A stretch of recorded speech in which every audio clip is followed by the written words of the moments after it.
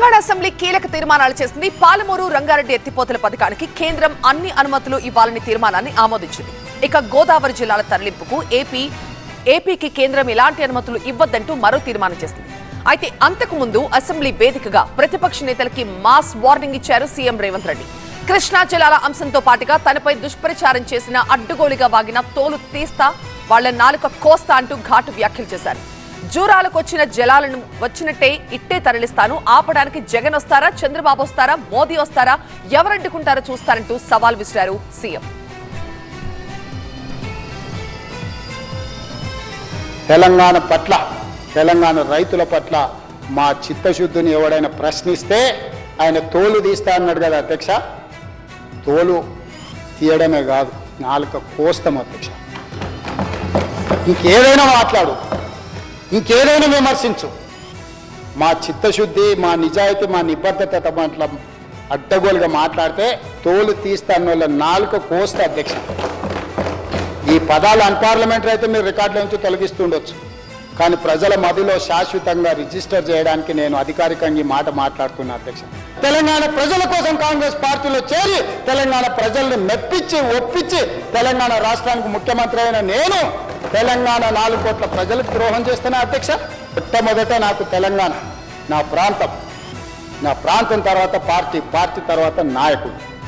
నా ప్రాంతం కోసం నేను ఎదిగిన పార్టీని ఏ నాయకత్వం కింద పనిచేసి నాకు వదులుకొని ఈరోజు తెలంగాణలో మళ్ళీ కింది నుంచి ఇక్కడికి వచ్చిన అధ్యక్ష. కానీ హక్కులకు భంగం కలిగితే ఎవరి మీదైనా తిరగబడతా అధ్యక్ష.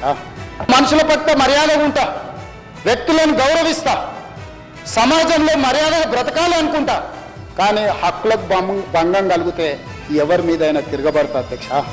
ఈరోజు తెలంగాణ నీటి హక్కుల కోసం నిలబడి కొట్లాడి వ్యూహాత్మకంగా ఎత్తుగడలతో తెలంగాణకు నీళ్లు సాధించాలి, ప్రాజెక్టులు పూర్తి చేయాలి, ఈ తెలంగాణ సస్యశ్యామలం చేయాలి. పాలమూరు బిడ్డ నల్లబల్ల అడవుల నుంచి వచ్చి ఆ ప్రాంతానికి రేపు చచ్చిన రోజు, ఆ మట్టిలో కలిసే రోజు ఏం సమాధానం చెప్పాలన్న ఆలోచనతోటి ఈరోజు పాలమూరు రంగారెడ్డి ఎత్తిపోతల ప్రాజెక్టును పూర్తి చేయడానికి నేను కంకణం కట్టుకొని బయలుదేరితే తాడు బొంగరం లేని ప్రతి వాడు ఈరోజు ఏదో ఒకటి మాట్లాడతాడు.